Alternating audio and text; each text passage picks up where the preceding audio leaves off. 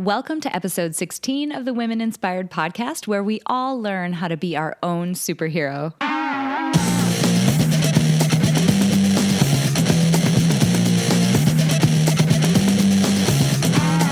Welcome to the Women Inspired podcast. I'm your host, April Seifert. There is nothing more powerful than a woman who is inspired to action, and that's my number one goal, to inspire you, my listeners, to take action in your lives. Each week, I get to interview some of the most inspiring women, and I'm bringing those interviews to you. Let's do it. Jenn Hunt is an associate professor of psychology at SUNY Buffalo State. Her research examines the way that stereotypes, prejudice, and other expectations related to gender, race, and culture influence people's judgments and behavior. She also investigates the development and impact of gender ideologies and stereotypes on women's attitudes, relationship beliefs, and career goals. She teaches courses on the psychology of gender, the psychology of diversity, and advanced legal psychology.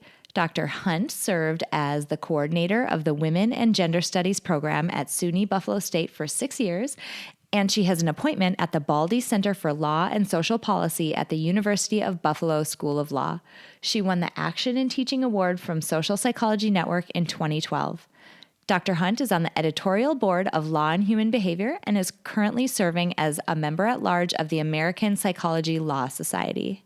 Well, guys, I am really excited to welcome an awesome woman to the podcast today. I'm excited to welcome Jenn Hunt. Jenn, thanks for being here.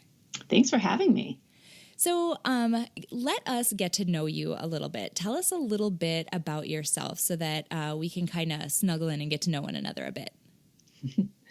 Well, I am a faculty member in psychology at SUNY Buffalo State, which is a comprehensive college in Buffalo, New York that serves a diverse population of college students. I teach in the psychology department, and a lot of my work focuses on gender and race as forms of diversity, and also on understanding people's behavior in the legal system. I'm also a part of the Women and Gender Studies program, and in fact, I was the coordinator of the program for about 6 years, and my term ended fairly recently. Nice. So tell us a little bit about, just for the people who don't know kind of that academic side of things, what that all entails, because I think there's the side of academics and being a professor that we see when we're college students, and then there's, sort of what really goes on. So tell us about what your work is like and maybe what an average day is like for you. Well, I kind of have 2 average days. So I teach 3 days a week. And on those days, my life is pretty much all about the students. So I am in the classroom, teaching, leading discussions, facilitating activities with my students. I have office hours in which students can come to see me, and we can work one-on-one on areas that they're interested in or have needs to understand better. I also supervise a number of students in their independent research, and so I meet with my students to teach them about doing research and to help them with their projects. So on my teaching days, I am really working with students pretty constantly. The other 2 days a week are days where I work on my own research. And I think one thing that people don't realize about college professors is that in addition to being teachers, we're also scholars. And so I conduct research on how people think about gender. I conduct research on jury decision-making. I'm doing some research right now on tolerance of racism. And a couple of days a week, I really focus on that, on running my studies, on analyzing data, and on writing it so that I can share the information that I've gathered with the broader academic and public community. That's really helpful. I think that's a side of it that people, like I said, when you go to school, when you're a college student, you don't realize that there's this really giant proportion of time that college professors and university professors spend doing these research activities that, sometimes you just aren't as privy to. So along those lines, you've done some really creative and interesting work. I think sometimes when people think about academic research, they may think that it's kind of boring and not very interesting. I think the gender and race and ethnicity research that you do is very interesting because it's applicable to all of us. We all have experiences in our lives that where those factors come into play, obviously. But in particular, I'm thinking about some research of yours that I heard about recently where you were starting to look at princesses and superheroes. So tell me a little bit about that work. So this is a fun line of work that I started a few years ago when I was in charge of the Women and Gender Studies program at Buffalo State. And one of the great things about being in charge of that program was that I got to know all of the students who were doing the Women and Gender Studies minors. And we spent a lot of time, just talking about different issues related to gender that we were seeing in our daily lives. And one of the issues that we kept coming back to was the issue of princesses and the fact that princesses are everywhere. They are especially everywhere for young girls. You see princess outfits, princess toys, princess movies, princess books, princess bedspreads. The other day at the grocery store, I saw princess-shaped pasta. There's princess stuff everywhere. But it's also there for adults as well. So believe it or not, Disney makes a set of wedding gowns that are based on their princesses. So grown women, if they want to look like their favorite princess on their wedding day, they can do it. Are you serious? I'm trying to picture what is Aladdin? What's the Aladdin princess? Jasmine. I mean, that's kind of there's some midriff going there. I'm trying to picture what that wedding dress would look like, but I had no idea. I think you have to wear that to the right sort of wedding. Totally. I didn't even know that was a thing. That's amazing. But, there's all sorts of stuff. You can run in princess marathons. You can wear princess cosmetics.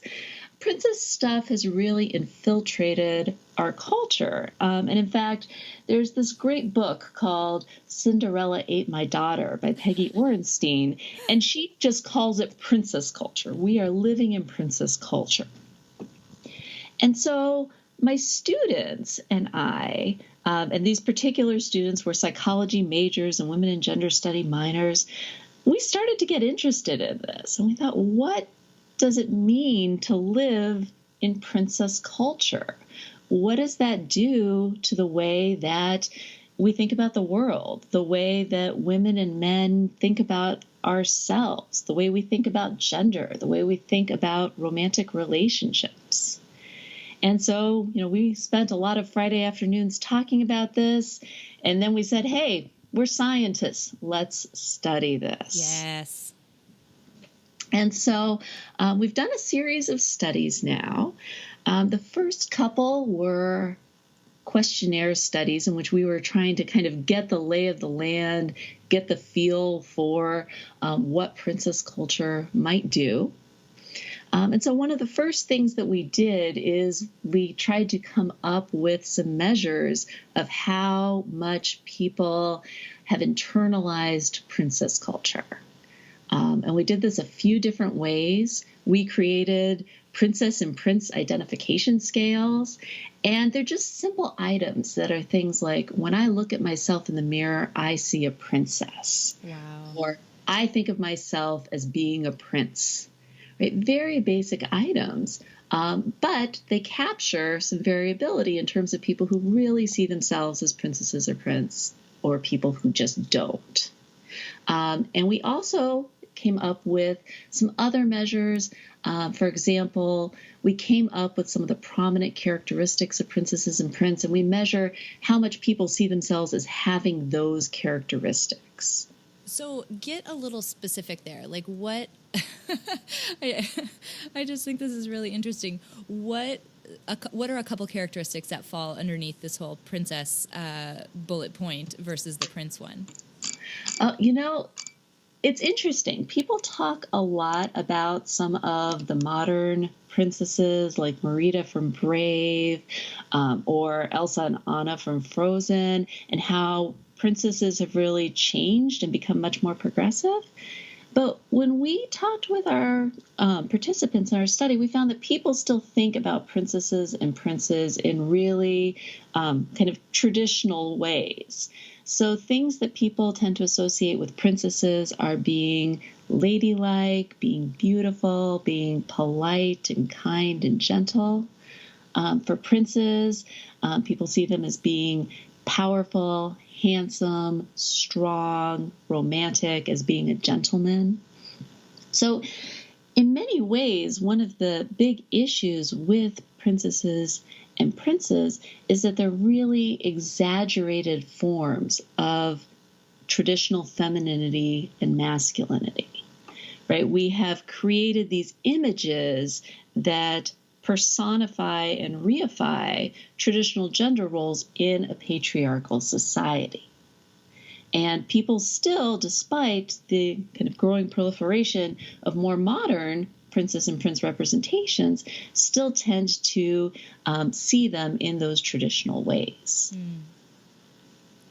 That's really interesting. I mean, because I think that would probably be the response from a lot of people. Well, yeah, but, Cinderella was that way. Maybe Belle was that way. I'm totally picking on Disney because those are the ones that I know. But now the more modern ones, they're more athletic and they're more assertive. But that ship is hard to turn sometimes. That's a big Titanic. That's really hard to turn. Some of that foundational knowledge that we have, that we've learned from some of those earlier princess movies. Absolutely. Right. And there are analyses of these movies that show that even the new ones have a lot to be concerned about. So, for example, there was an analysis of how much the women versus the men in movies like Frozen got to speak. And despite the fact that Frozen is a movie about two sisters, there's actually far more speaking time given to men. What? And, you also see that princesses compared to the princes tend to be depicted as being less strong, more fearful. They're more likely to cry. They're more likely to spend time tending to their appearance. And, when they're shown engaging behaviors, they're often nurturing or affectionate sort of behaviors. Again, they're living out that feminine gender role. And a lot of these movies, a theme in them is concern about being gender non-traditional, right? So there's Belle, for example, who the whole village is worried about because she likes to think and she likes to read, right? Or there's Mulan, who everyone is concerned about as being not an appropriate traditional bride. And a lot of time, these movies at their resolution kind of bring these non-traditional princesses back into their proper role. And particularly, they tend to end with the idea of the princess finding her prince, of having that romantic resolution. You still see this even in a lot of the contemporary princess movies. So, for example, at the end of Frozen, right, there's the big romantic resolution with Anna. There's some concern that some of these more progressive princess narratives cause us to let our guard down, right? We embrace the athleticism, we embrace the greater autonomy, but we don't see that those mask the same traditional underpinnings that we get in the older stories.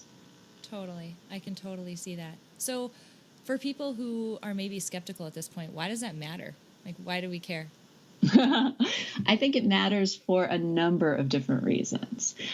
So in my initial studies, I looked to see how internalizing princess and prince culture affects people's views about gender. And I looked at a number of different things. I looked at their levels of sexism. I looked at how much they buy into gender stereotypes. I looked into how much they have traditional gender role preferences. And I looked at what they want out of relationships. And I found that identifying as a princess or a prince is associated with a number of these things. So, for example, there's a form of sexism that's known as benevolent sexism. And benevolent sexism is kind of a subtle, warm and fuzzy form of sexism in which women are seen as being these great creatures who are pure and warm and caring and wonderful and essential to men's well-being, but also seen as being very delicate and lacking in competence. And so as a result, if you buy into benevolent sexism, you think that women really need to be protected by and cared for by men. Mm.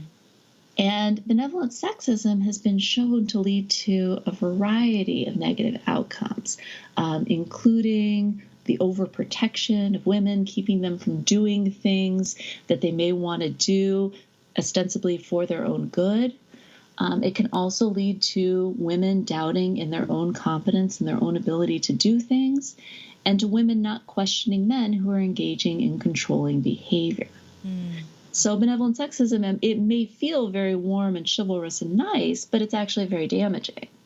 And we've consistently found that the more that people internalize princess culture, the higher they are in benevolent sexism. Interesting. So then in swoops Wonder Woman and she saves the day. No, I'm just kidding. So tell me a little bit about the flip side of that coin. You were studying, you got into the work about studying superheroes. How did that come into play? Okay. There's a little bit of a story behind that. So after doing the first two studies in which we showed that internalizing princess culture is related to the way that people think about gender and think about romantic relationships, we started wondering what else it may do. And we started wondering about whether buying into princess culture could actually affect women's career decisions. And we started thinking about some research that looks at factors that influence whether women pursue what are known as STEM fields, which is science, technology, engineering, mathematics, and some people include medicine in there as well. And there's a lot of reasons why women are underrepresented in STEM fields. Importantly, ability is not one of them. That there are hundreds of studies that have compared women and men in terms of things like math abilities and find that the differences tend to be very small. So it's not that women can't do it, it's that they don't do it. Mm. And there's some recent research that shows that one factor that affects women's participation in STEM is whether or not they have female teachers or professors. So, for example, having for your first year in college a woman as your math professor has a profound effect on the way that women see themselves with respect to math. Women who are exposed to women mathematicians as their teachers see themselves as more of a math person. They believe that they're more able to do high-level math, and they feel like they belong in those settings, for example, as math majors. So all of that made us then go back to the princess and think, well, is the princess essentially a reverse of this, right? Is the princess a negative role model for going out and doing non-traditional things like pursuing math and science? And then we started thinking, well, what's the reverse of that? Right? We're coming down on princesses as being bad role models. Who might be a good role model? And that's where we started thinking about superheroes. Right? So superheroes, they're not perfect, don't get me wrong. For example, women superheroes tend to be very sexualized in their depiction, But superheroes have a lot of characteristics that princes don't have. They tend to be strong. They tend to be autonomous and empowered. They go out, find problems, and figure out how to solve them. And so we thought if princesses might make women less likely to pursue math, maybe identifying with superheroes would make them more likely. And so here's where things got really fun. Right? These studies that I told you about before, they're what's known as correlational, right? We measured people's levels of princess internalization or prince internalization. We measured their sexism. We measured their stereotypes, and we looked to see if they're related. But that doesn't show that one causes the other. On the other hand, if you conduct an experiment, what you're doing is you're manipulating the thing that you think has a causal relationship, and then you can show that it actually affects the outcome measure that you're interested in. So my students and I started thinking, well, how can we make people into princesses?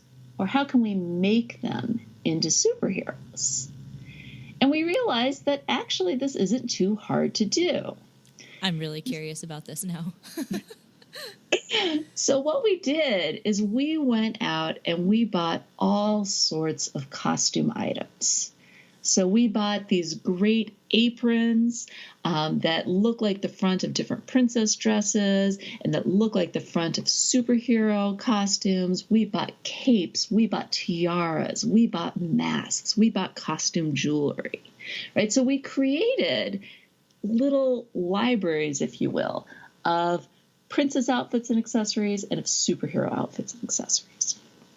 And then we revamped my laboratory. We set up a full-length mirror in it. We created a little changing room. And then we invited women to come into our lab.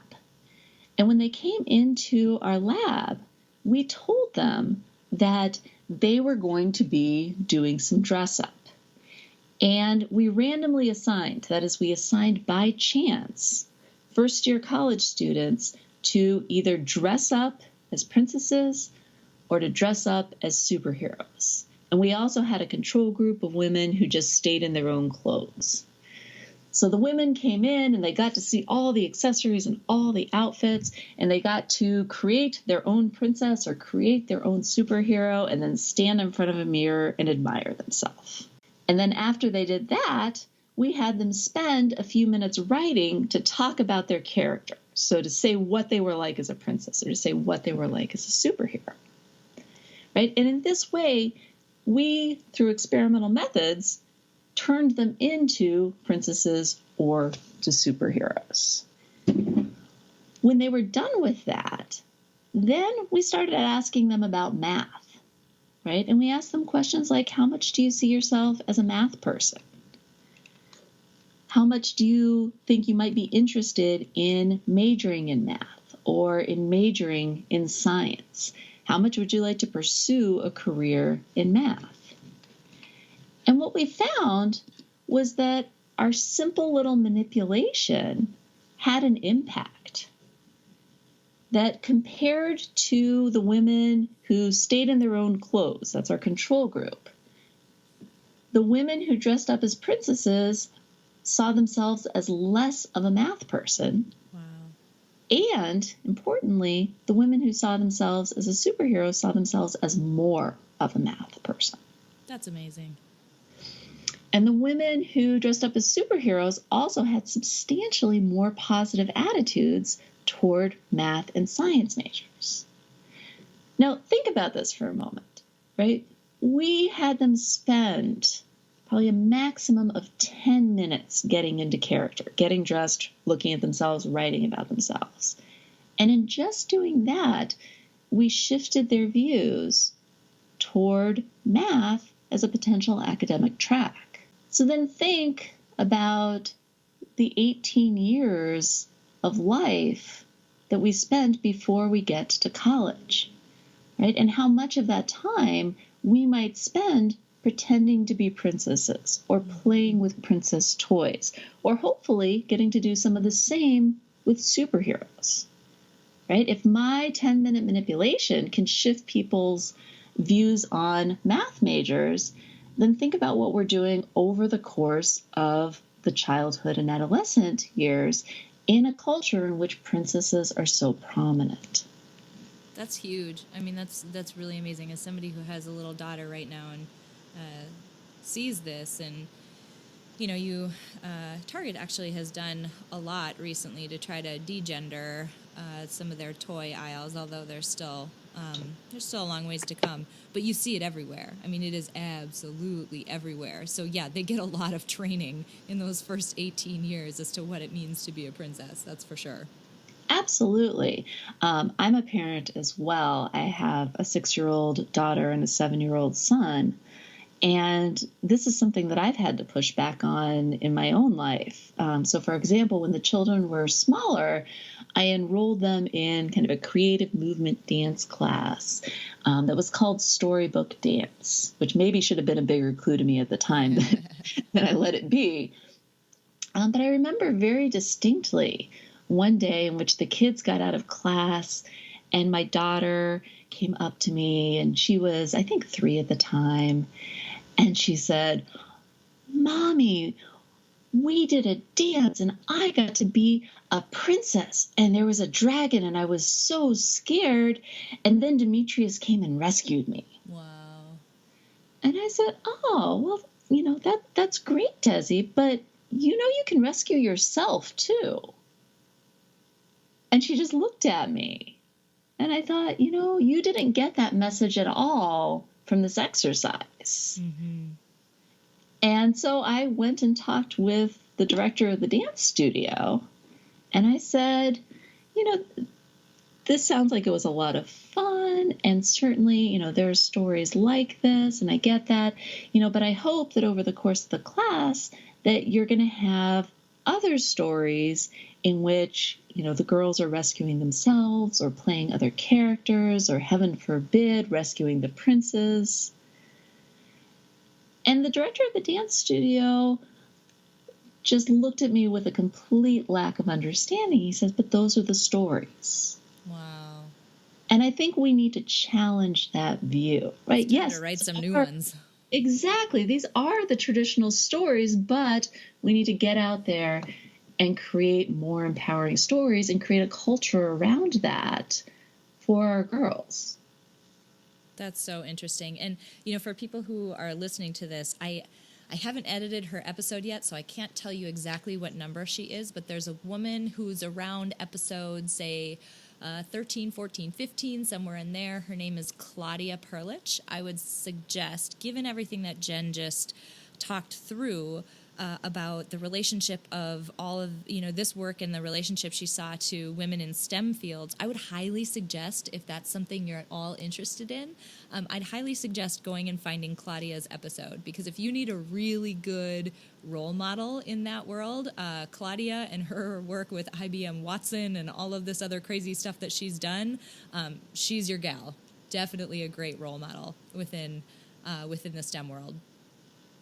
So, I can definitely tell that this is a passion of yours. It's extremely interesting work, and obviously it's applicable because you can see this happening with our kids, and you can see this happening as people grow up.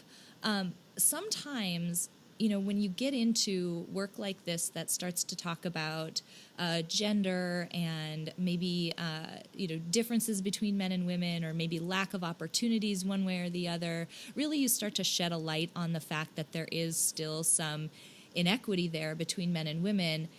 There can be a bit of backlash from people as they're absorbing the message that you're putting out there. Have you experienced any backlash in your work like that? Some. I think that there's 2 main things that I've experienced. One actually comes from students.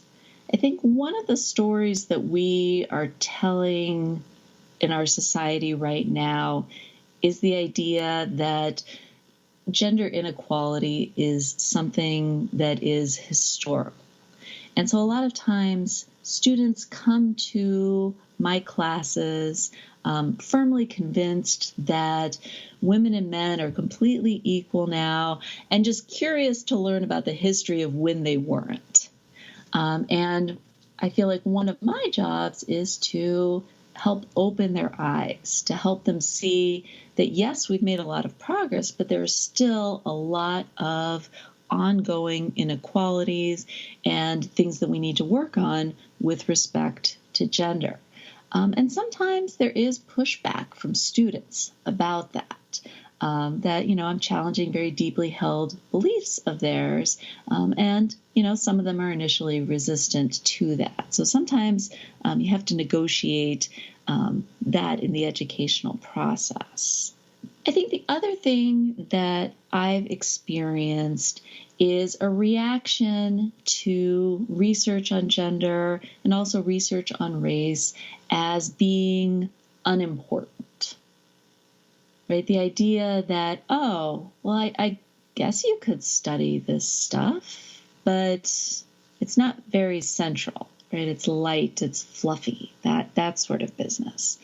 And I think that we really need to recognize the importance of gender and race and other social identities and the importance of studying them as a legitimate scholarly enterprise.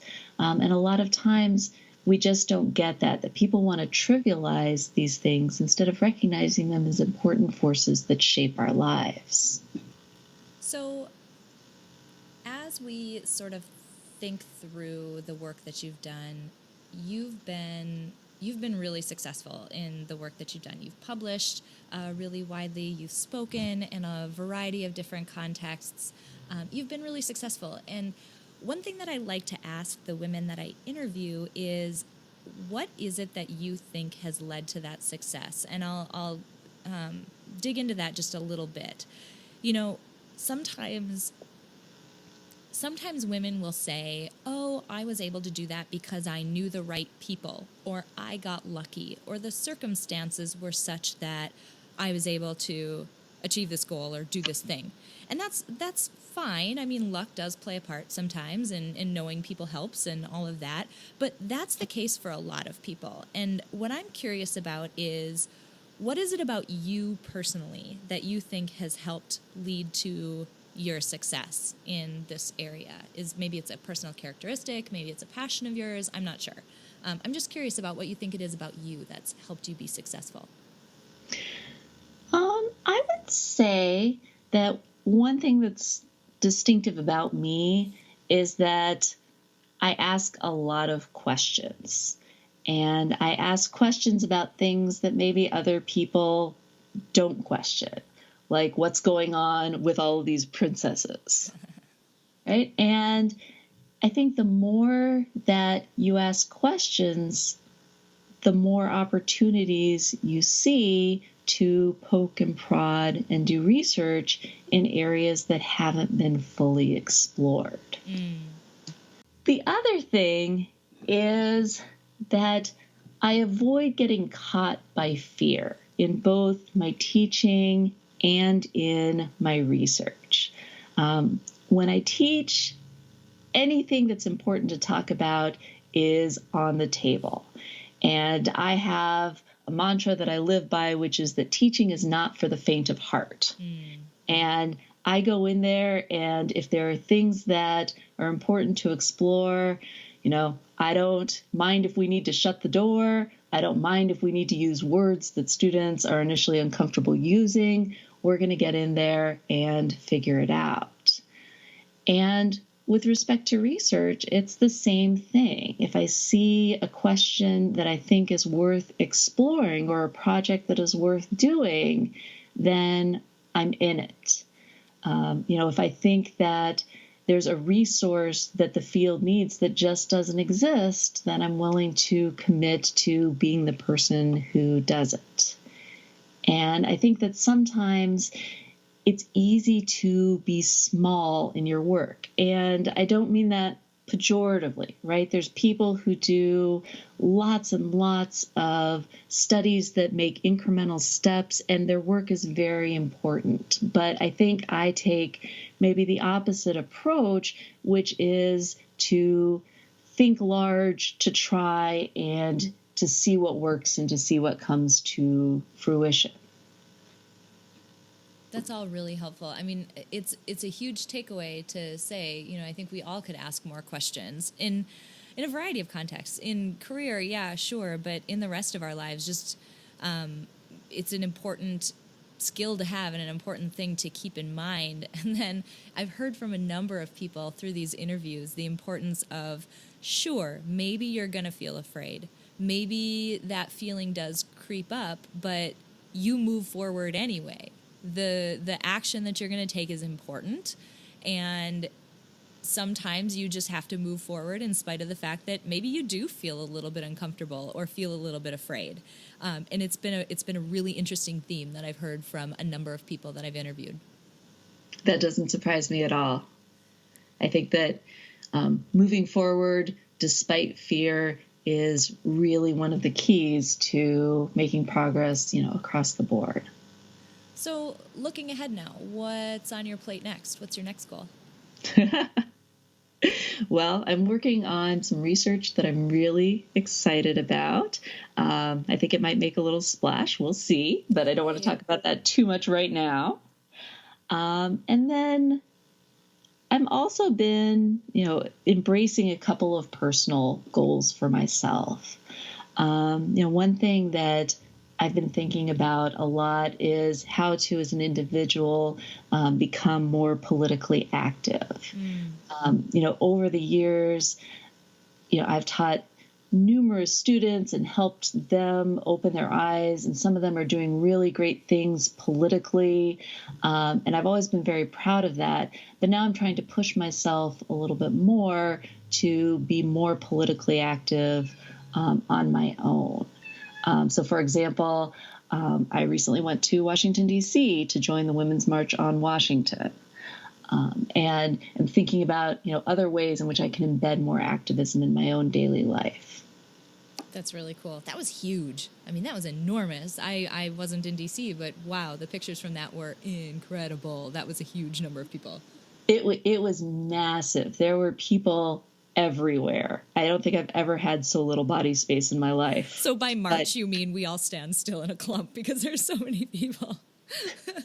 Well, the funny thing was that there were so many people that instead of having a formal march, people just started marching. And I think people took lots of different paths to ultimately get to the march route. So I was part of a group that marched down the National Mall, which I don't actually think we were supposed to do. But, at some point, there's enough bodies that things just happen. I like a rule breaker once in a while, so that's good. So, yes, it was an amazing experience. So summing all that up, based on everything you've learned maybe from your research, from just being embedded within that, and the way that you're seeing this apply to people's lives outside of academic research, what advice do you have for other women? And maybe it has to do with your research area. Maybe it's something even broader than that about helping to be successful or whatever. I'll leave it open to you. But what advice do you have? I would say that you need to trust what you see, that depending on who you are and what your background is and what your experiences are, that you may see things, you may notice issues or see opportunities that other people don't see. And you need to embrace that, and you need to move on it, to seize the opportunities that you notice or to fix the problems that you've identified. And you need to work hard and be bold, right? That if you just follow the beaten path or you follow what everybody else is doing, that you may not make the mark that you ultimately want to make. Heck yeah, let's write some new stories. I'm all about news stories. I love it. That's awesome. That's really great advice. Be bold, people. I love it. So as we wrap up today, there is one question that I ask every single person who is on the podcast. And I know this is a really good question for you because I know that you really love music. So maybe this is an easy question, but maybe that makes it really difficult. But we are compiling a Spotify Power playlist of motivational songs for, women to turn to when they need a little bit of a boost during the week. And all of these songs are curated by women who have been guests on the podcast. So I have to ask you for your contribution to our playlist. My contribution to the playlist is going to be a song called Get Better by Frank Turner. Nice. And it is a really amazing song for when you're feeling low. And the chorus of it says, things can get better because we're not dead yet. Nice. And I think that is such a good theme because even at your lowest, you're not dead yet. And you need to, get your people around you and keep moving forward. So that is a song that when I am feeling low, I play and I play loud. I love it. That's a great contribution. Jenn, I have to thank you so much for being here today. It is a really cool, growing tribe of awesome, powerful women who have been on this podcast, and I'm so excited to have you in the fold in that group of people. Your research is really interesting. The impact that it's making is wonderful and amazing coming from a woman who has a daughter. Thank you for the work that you do. And thank you for being here and being willing to share your story and be open and help us learn a little bit about the work that you do. So we really appreciate it. Absolutely. It's been a pleasure. Thank you for including me in this group of women. Hey friends, okay, I'm about to steal my daughter's Wonder Woman hat so I can wear it to work tomorrow. I work in data science and maybe wearing it's going to make me even better at math. I think that would be awesome. If I'm taking one thing away from this episode, it's that we need to embrace our inner strength, our inner superhero, and we need to write our own dang story. You do not need to be saved. Save yourself. Be bold. Think big. Bend some steel, people. Oh my gosh, I'm getting a little bit carried away right now. Anyway, in all honesty though, you're a lot stronger than you think you are. Now, if you like what you heard in this week's episode, please share this with a couple of your friends who might benefit from a weekly dose of inspiration. And if you have a couple of minutes, please pop over to iTunes, Stitcher, Google Play, and iHeartRadio and leave me a rating or a review. I would really, really appreciate it. And subscribe. I have so many amazing women coming up. I know I say that most weeks, but seriously, they're so good coming up. I'm really excited for you to meet them. On that note, I want to share one unintended consequence that I've noticed is happening to me because of this podcast project. Each week, I have to find an inspiring woman to interview in order to put my episodes out. And because of that, I am constantly on the lookout for women who are doing inspiring things. And the crazy thing is, I'm finding them everywhere, like seriously everywhere, every single day. And it occurred to me, you encounter what you're searching for. If you go looking for negativity in your life, you're going to find it. But if you go out there and you look for beauty or kindness or inspiration, you're going to find that too. So what I'll leave you with this week is, what do you want to find? Go search for it this week. And until next time, have an inspiring week.